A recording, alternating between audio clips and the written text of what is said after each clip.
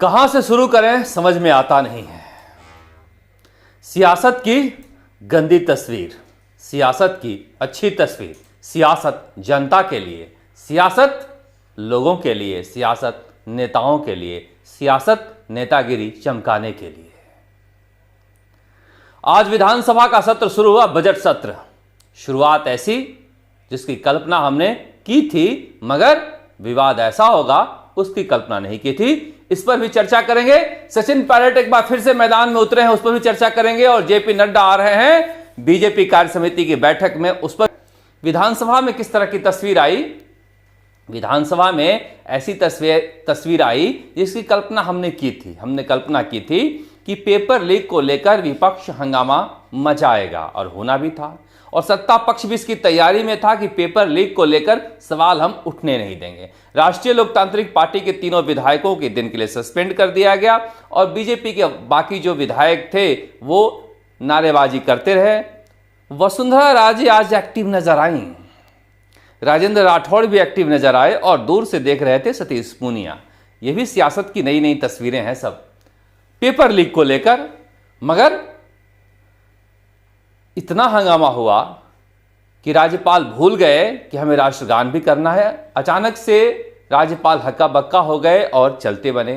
फिर उन्हें याद दिलाया गया कि राष्ट्रगान अभी खत्म नहीं हुआ है, तो जहां खड़े थे वहीं से राष्ट्रगान हो गया। ये तस्वीर अच्छी नहीं थी। मगर उसके बाद कांग्रेस ने हमला बोला कि राष्ट्रगान होते हुए विपक्ष ने पेपर लीक को लेकर हंगामा मचाया है, जो राष्ट्रगान का अपमान है।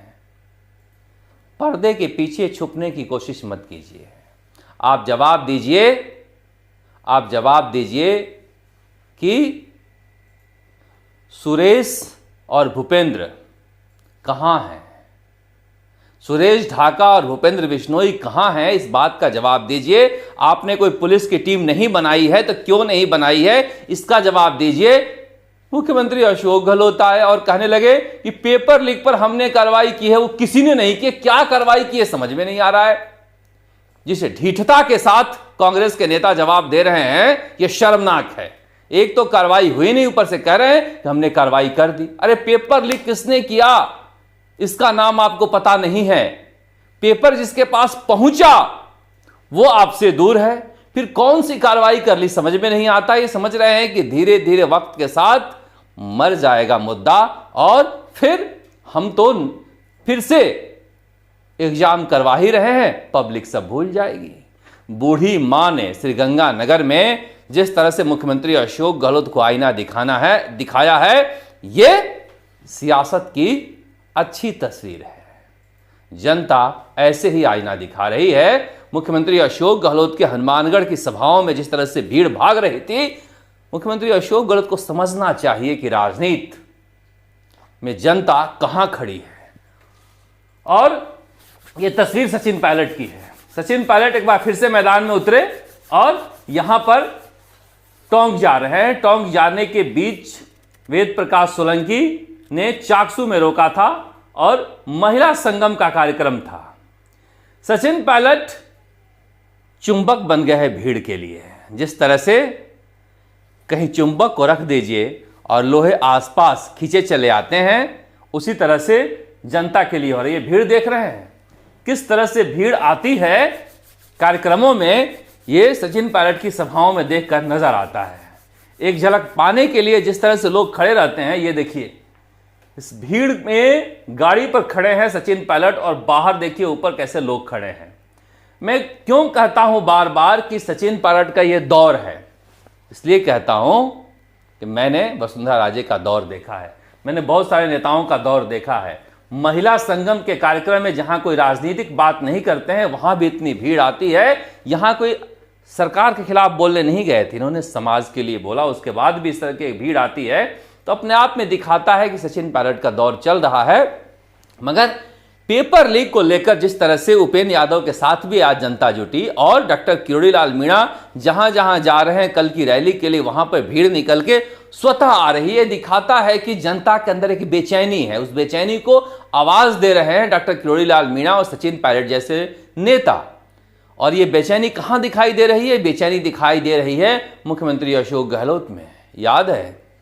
याद है आपको, कुछ दिन पहले सचिन पायलट की रैली में कहा गया था कि जब झंडा दे रहे थे कमलनाथ, नाम लिए बिना, मध्य प्रदेश के मुखिया, तो उन्होंने कहा था सचिन पायलट को सीएम बना दीजिए, 40 सीट तो मध्य प्रदेश में आ जाएगा।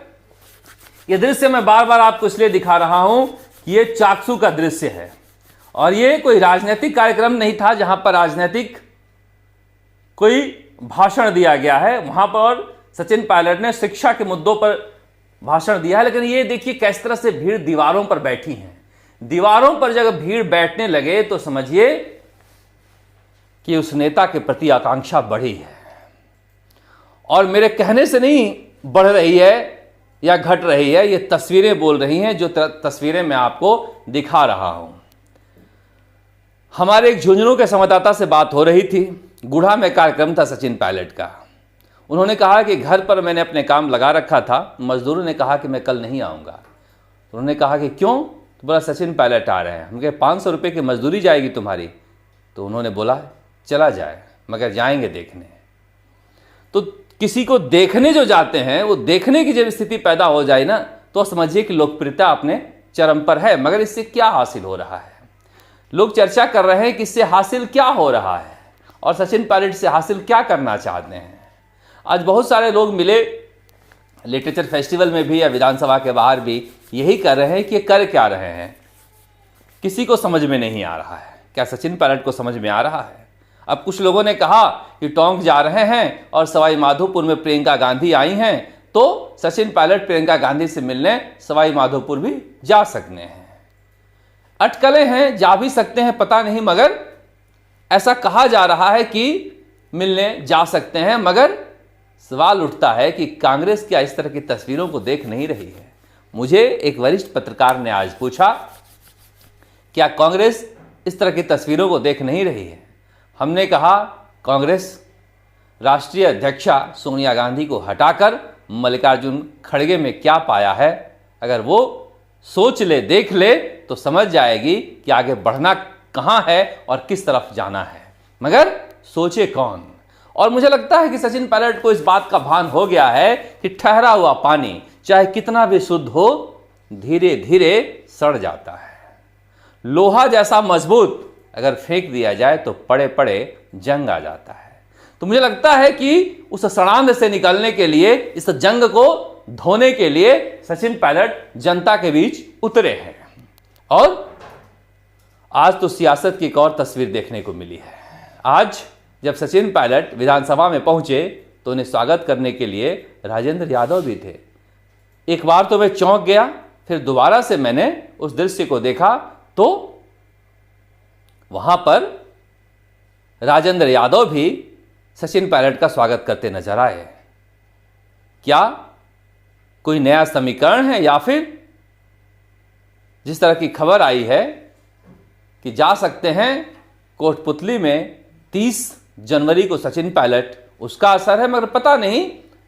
राजेंद्र यादव भी आज पोर्च में खड़े थे जब सचिन पायलट जिस दरवाजे से जाते हैं उस दरवाजे पर।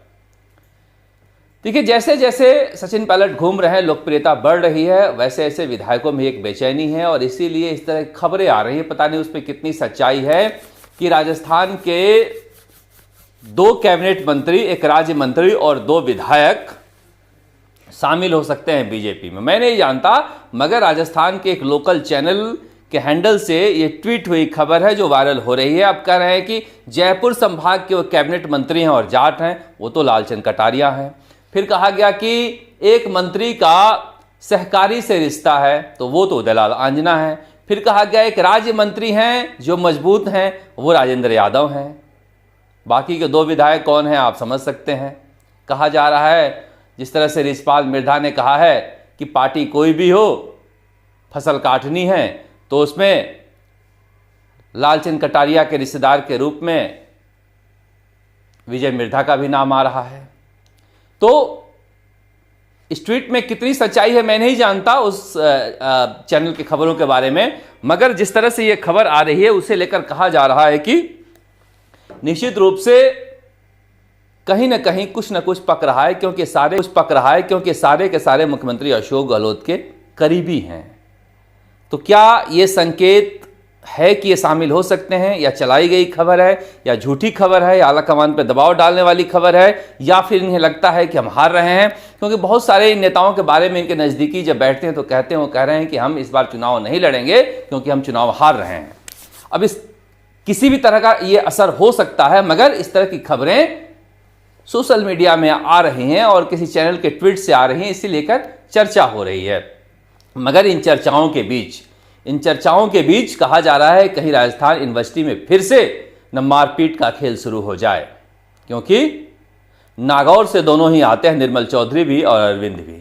दोनों ही जाट समुदाय से हैं, एक अध्यक्ष एक महासचिव है, दोनों का कार्यालय भी एक भी है, और इन दोनों के बीच पावर को लेकर दुश्मनी थी, जिसे लेकर मारपीट नजर आई है। हालांकि निर्मल चौधरी ने कहा कि मैं कानूनी कार्रवाई कर रहा हूं, मैं हिंसा में विश्वास नहीं रखता हूं।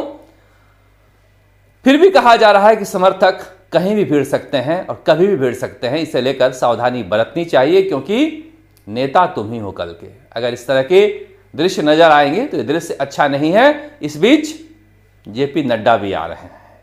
जेपी नड्डा कार्य समिति की बैठक में आ रहे हैं और वहां पर सतीश पूनिया, वसुंधरा राजे, गजेंद्र सिंह शेखावत समेत तमाम बड़े नेता होंगे, राजेंद्र राठौड़। और वैसे तो वो अपने पुत्र की शादी की तैयारियों में आए हैं। 25 जनवरी को उनके बेटे की शादी है जयपुर में, मगर लगे हाथ वो कार्य समिति की बैठक कर रहे हैं। अब इस बैठक से क्या निकलेगा?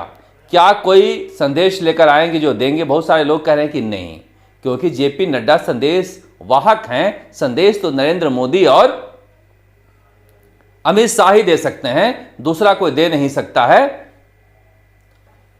तो क्या कोई संदेश जेपी नड्डा लेकर आएंगे? वसुंधरा राजे जिस तरह से विधानसभा में बिल में एक्टिव नजर आ रही थी, क्या एक बेचैनी है उनके अंदर एक्टिव होने के लिए? या फिर कहा जा रहा है कि जब तक मुख्यमंत्री अशोक गहलोत के प्रभाव वाले बीजेपी के नेताओं के चंगुल से बाहर नहीं निकलेंगी, तब तक वो बीजेपी में अपना भविष्य नहीं संभाल सकती है। दरअसल उनके सलाहकार वो अधिकारी हैं जो अभी मुख्यमंत्री अशोक गहलोत के सलाहकार बने हुए हैं। वही अधिकारी वसुंधरा राजे के सलाहकार थे। एक तो उन अधिकारियों के कॉकस से उन्हें निकलना होगा, क्योंकि वह अशोक गहलोत के आगे उन्हें सोचने दे नहीं रहे हैं। दूसरी तरफ बहुत सारे नेता हैं जो व्यापार कर रहे हैं इस सरकार में, और वो इर्द गिर्द घेरे हुए हैं वसुंधरा राजे को। उस कॉकस से उन्हें निकलने नहीं दे रहे हैं। इसलिए वसुंधरा राजे एक बड़े कद का नेता होते हुए भी मुख्यमंत्री अशोक गहलोत से टकरा नहीं पा रही हैं, जिसकी वजह से अपनी जो इमेज है उसे बड़ा नहीं कर पा रही हैं, उसे निकल नहीं रही हैं, जिसकी वजह से बीजेपी हाईकमान उन्हें आगे नेता कर नहीं रहा है। सतीश पूनिया पर दांव खेला गया है।